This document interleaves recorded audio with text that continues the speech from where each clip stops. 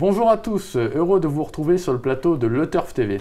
Aujourd'hui, j'accueille à mes côtés Mathieu Le Balleur de Tiercé Magazine. Bonjour Mathieu. Bonjour Alex, bonjour à tous. Donc Mathieu, ce vendredi, direction l'As André de Vincennes pour le prix Junot, une course au label européen qui ressemble d'ailleurs beaucoup à l'épreuve de la semaine dernière. C'est une épreuve réservée à des 6 à 10 ans, ils seront 18, il y aura 2 poteaux de départ, 14 chevaux devant et seulement 4 derrière.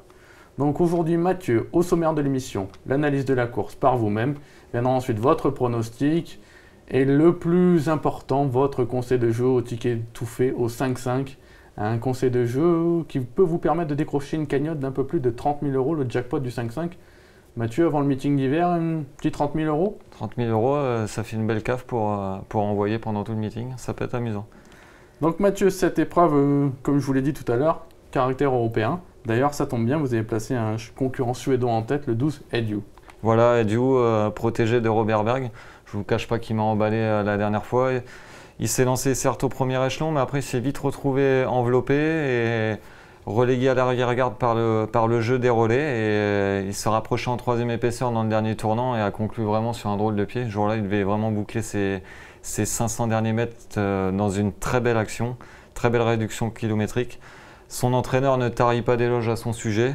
Il compare à un certain Nahar. Voilà, Nahar, à peu près à la même époque, quand il est arrivé en France et avait gagné un quintet assez facilement, donc excusez du peu. L'engagement est à nouveau de très grande qualité à la limite du recul. Il sera déféré des antérieurs.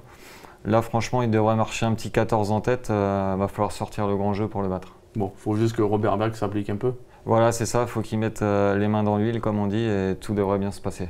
Après, il faut faire attention. Il aurait tendance à tomber un petit peu léger au niveau de l'arrière-main. Comme les ressons de Love You, un peu, faut se méfier. Mais bon, il est en gros retardé.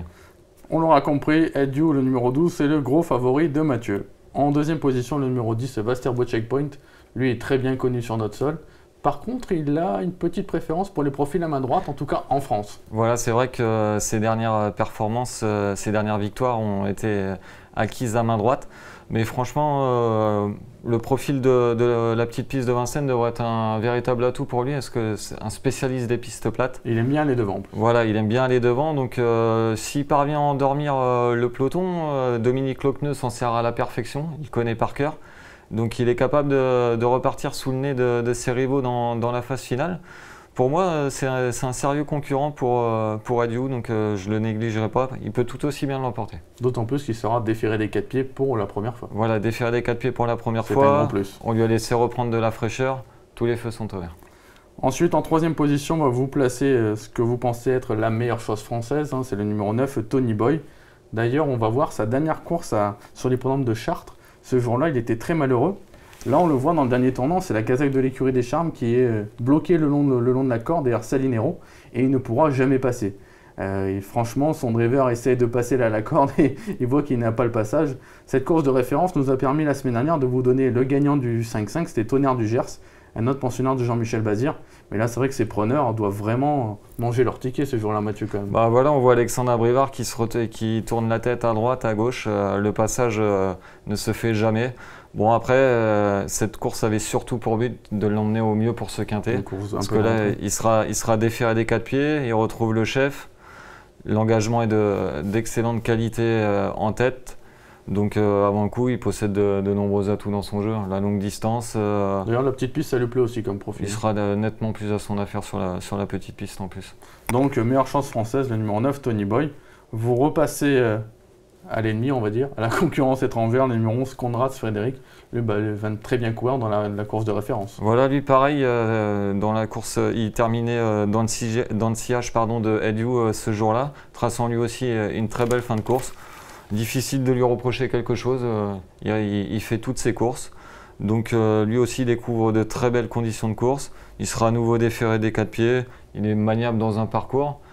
Après, il faut assurément le planquer. Mais si Yarmoni Skanen lui donne un bon parcours, il devrait terminer vite et prendre une place dans le quintet. D'accord, donc c'est un cheval sûr, fait pour la petite piste. On le garde à tout prix. Le numéro 15, Beckman. Lui, c'est le seul concurrent de votre prono qui s'élance au 25 mètres. Voilà, pour moi, ça va être très dur de rendre la distance, mais Beckman, contrairement à sa dernière sortie, sera déféré des 4 pieds. Le dernier coup, dans un quintet en gain, à mi-ligne droite, on ne voyait pas ce qui pouvait lui arriver pour pas qu'il remporte cette épreuve. Et il s'est repris pour finir, étant battu sur le poteau par la bonne Toscane de Bruyère. Là, ce coup-là, comme on rend la distance, on n'hésite pas à le déférer des 4 pieds. Pour moi, ça ne sera pas plus mal. Il rend la distance, mais en venant de derrière, il ne sera pas plus mal. D'ailleurs, c'est ce qu'a déclaré Franck Nivard, qu'il le préférait même en venant de derrière. Voilà, il faudra assurer sa mise en jambe parce qu'un coup, il s'était mis au galop en partant à Vincennes, mais il possède un beau potentiel. Les pensionnaires de Fabrice Soulois sont en forme. On l'a vu très cool Luco avec Franck Nivard notamment. Voilà, c'est ça. Franck Nivard est au top aussi. Donc en venant de derrière, il est capable de réaliser un numéro. D'accord, donc on garde le 15 Beckman malgré le fait qu'il rende la distance. En tête, de nouveau, le 7 Tiptronic. Lui, on le rachète quand même, c'est un cheval qui est assez intermittent, mais là, il sera déféré. Voilà, il sera déféré des antérieurs. Son entraîneur le dit en forme. Il représente une Kazakh en forme avec des chevaux comme Old Feeling. Donc le dernier coup à Chartres, il m'a bien plu parce qu'il s'est retrouvé le nez au vent et il n'a pas lâché le morceau, il a été au poteau. Christophe Martens est un driver hors pair, donc lui aussi il détient une bonne chance dans ce quintet selon moi, avec un bon parcours. D'accord. Après, le deuxième pensionnaire de Jean-Michel Bazir, c'est le 13 Trophée de Jabba. Alors Jean-Michel Bazir a déclaré qu'il n'avait pas de préférence entre ces deux pensionnaires. Vous l'avez mis assez bas dans votre sélection. Oui, voilà, je pense que JMB dit plutôt ça pour le fun. Je pense que Tony Boy est quand même un petit peu meilleur que Trophée de Jabba. À cran, il devait y compter gros. Il était déféré des 4 pieds ce jour-là. Par moi, il ne s'est pas plus sur la piste en herbe. Oui, il ne s'est pas plus sur la piste en herbe, comme vous le dites. C'était pas vraiment emballant. Bon, je le rachète parce que sur la petite piste, il terminait 3e de Tonnerre du Gers et Toury le King, qui ont fait l'arrivée de Quintet dernièrement. Donc, Alexandre Brivard devrait s'en servir très bien. Donc, moi, je le vois prendre une place à l'issue d'un bon parcours, mais pas mieux. D'accord. Donc, Mathieu, pas forcément confiant. En tout cas, pas mieux qu'une petite place. Voilà, 4 ou 5, mais pour la victoire, il est quand même barré. Ok. Et en bout de piste, vous retenez le 14, SHTS Playmet. Pas facile à prononcer, mais une jument qui a des moyens. Voilà, encore une concurrente étrangère. Après, elle a été malheureuse lors de sa dernière sortie en partant, se montrant fautive. Il ne faut surtout pas la condamner. À Laval, auparavant, c'était vraiment très très bien. Même lors de son avant-dernière sortie sur l'hippodrome du Croisé-la-Roche, elle a terminé 5e d'un quintet. C'était vraiment très emballant ce jour-là. Donc, si elle assure sa mise en jambe, en tête, elle est capable de prendre une place à 20-25 contre 1. Donc là, c'est un peu la petite surprise, hein. Petite surprise de Mathieu pour cette épreuve. Voilà, je ne vous cache pas que pour la 8e place, j'ai hésité entre la Playmate, je vais abréger comme c'est difficile à dire, et Tennessee qui sera déféré des 4 pieds et qui vient lui aussi de jouer de malchance sur l'hippodrome de Chartres. On le gardera en tout cas dans le conseil de jeu un peu plus tard. Mathieu, on attend votre sélection en chiffres. Donc la base intégrale de cette course, le 12 Edju, le 10 Vasterbo Checkpoint, le 9 Tony Boy, le 11 Conrad Frédéric, le 15 Beckman, le 7 Tiptronic, le 13 Trophée de Jabba et le 14 SHT Playmate. Donc Mathieu, au niveau du conseil de jeu, c'est vrai qu'on est très confiant, vous comme moi, avec les 3 chevaux du premier échelon, le 12, le 10, le 9. Donc derrière 2 croix, on associe le 11, le 15, le 7, le 13, le 14. On a ouvert les jeux avec le 8, le 6, le 16, le 3, le 18, soit un jeu à 22,50 € à 50%.